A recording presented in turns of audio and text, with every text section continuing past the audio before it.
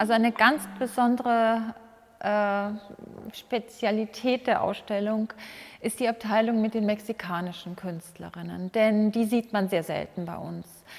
Hier hinter mir Leonora Carrington, ja, war eine unglaublich aufregende Gestalt. Sie ist über 100 Jahre alt geworden, hat die meiste Zeit in Mexiko gelebt, in England geboren. Sie hatte einen sehr großen Freiheitsdrang. Sie kam nach Paris. Sie hatte eine Beziehung mit Max Ernst. Sie hat Gedichte verfasst, Geschichten geschrieben. Und wir haben hier zum Beispiel ein zentrales Hauptwerk von ihr aus dem Metropolitan Museum in New York. Da war sie noch ganz jung und eine Malerin am Beginn ihrer Karriere, aber sie porträtiert sich hier schon als jungen Mann in Hosen oder in Reitdress mit weißen Pferden, ihrem alter Ego und mit einer Hyäne. Und gleichzeitig hat sie eine Geschichte geschrieben über eine Hyäne, die für eine junge Frau auf einen Ball geht. Diese Geschichte hat André Breton in seiner Anthologie des schwarzen Humors publiziert, gleich 1938. Und da war Carrington vollkommen unbekannt als Malerin, als Schriftstellerin. Und das ist für mich ein Indiz, was ich schon mal sagte, dass die Künstlerinnen Chancen hatten. Ja? Also Breton hat nicht geschaut, wo kommt jemand her, was hat er schon alles geleistet, sondern er hat nur gesehen, wo ist die Kreativität, wo ist das Besondere, das Neue, das Ungebärdige, das Aufregende. Ja? Und das ist auch etwas, was ich am Surrealismus so schätzen gelernt habe. Das ist nicht die Kunst, ich sag mal, lüsterner alter Männer, wie es oft so dargestellt wird, nur, sondern es ist wirklich eine Freiheitsbewegung gewesen.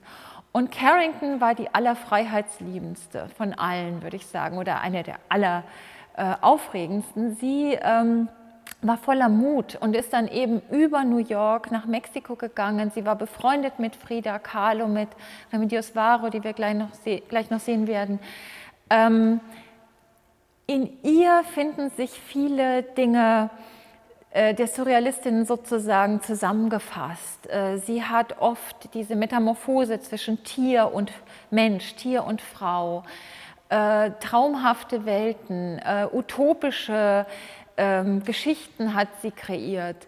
Und sie ist sowas wie eine Ökofeministin gewesen. Sie hat sehr die Umweltzerstörung, wie sich die Menschen über die Tiere stellen, das hat sie kritisiert und ja, eine Gegenwelt entwickelt, auf allen Ebenen, als Schriftstellerin und als Malerin. Eine weitere sehr, sehr spannende Künstlerin in der Ausstellung ist Remedios Varo, eine Spanierin, die ebenfalls nach Mexiko ausgewandert ist, so wie Leonora Carrington, die dort mit Frida Kahlo befreundet war. Und Varo ist eine, die so gar nicht in diese bisherigen Kategorien passt, was die Themen betrifft. Varo ist jemand, die sich sehr stark mit Naturwissenschaft auseinandergesetzt hat und man findet in ihren Bildern häufig so fast mittelalterliche Interieurs, wo ein weises Wesen, eine weise Frau etwas Neues kreiert, Tiere oder Menschen. Und hier sieht man zum Beispiel ein Bild, wo ein Astralkörper entsteht mit Hilfe von Spiegeln oder mit Sternenhilfe. Also es spiegeln sich Strahlen in den Sternen, die werden zurückprojiziert auf die Erde und dann entsteht da so ein neues Geschöpf.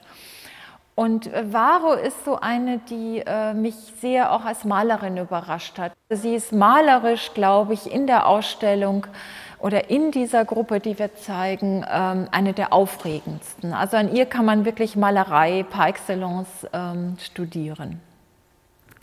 André Breton kam 1938 nach Mexiko mit seiner Frau Jacqueline Lamba und hat sofort gesagt, Frida Kahlos Werk ist Surrealismus pur, so wie überhaupt die Kunst in Mexiko.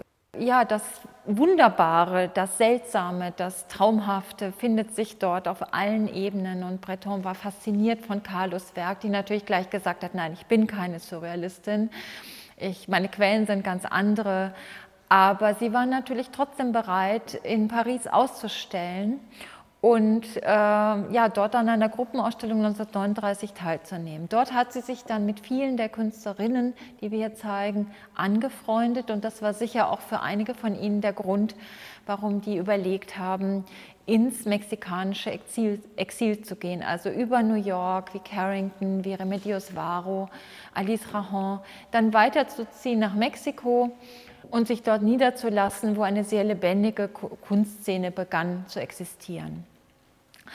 Kahlo, wir sehen hier ein Bild von ihr, ein ganz frühes Bild von 1932 auf der Grenze zwischen Mexiko und USA. Kahlo zeigt sich selbst als junge Frau in einem rosa Kleid. Sie nennt sich noch Carmen Rivera zu dieser Zeit. Und sie stellt sozusagen zwei Systeme gegenüber.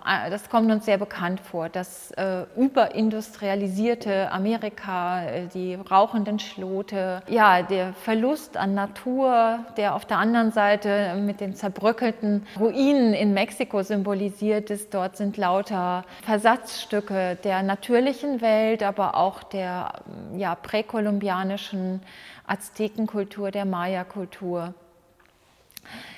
Es ist ein sehr komplexes Bild, ein wichtiges Frühwerk. Wir zeigen 7 Werke von Kahlo in der Ausstellung und ich muss sagen, das war eine der kompliziertesten Abteilungen, die zusammenzutragen, weil Kahlos Werk ist natürlich das populärste aller Zeiten, kann man so sagen, von einer Künstlerin. Aber nichtsdestotrotz halte ich sie tatsächlich für jemanden, die in unnachahmlicher Weise 3 Dinge kombiniert hat: mexikanische Kultur, christliche Tradition und ihre eigene Biografie. Und das hat sie zu etwas, ich würde sagen, Überzeitlichem zusammengeführt. Und es ist kein Zufall, dass die Menschen ihr Werk lieben.